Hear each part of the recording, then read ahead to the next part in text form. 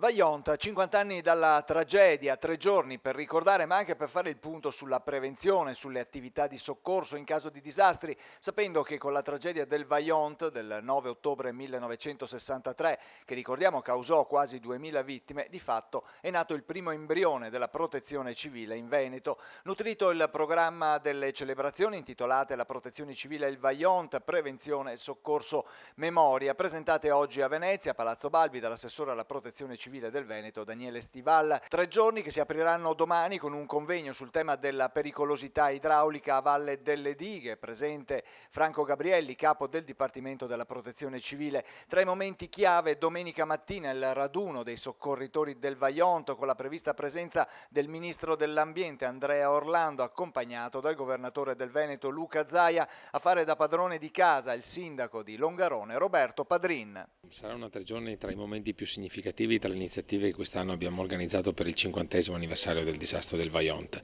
Sarà anche un'occasione per testare quello che è il sistema di protezione civile attuale da un lato e dall'altro quello di esprimere la nostra gratitudine e riconoscenza verso le migliaia di soccorritori che all'indomani del 9 ottobre del 1963 hanno aiutato la nostra comunità a rinascere, hanno dato conforto ai superstiti e sono stati determinanti nei processi successivi a questo drammatico evento. E questo è un po' l'obiettivo anche delle celebrazioni di questo 50°, riuscire a dare veramente degli strumenti concreti alle amministrazioni comunali, alle giovani generazioni affinché veramente il Vajont possa essere di insegnamento nell'ambito della prevenzione, nella gestione del territorio, per fornire veramente qualcosa che possa veramente aiutare a migliorare le condizioni di prevenzione del territorio.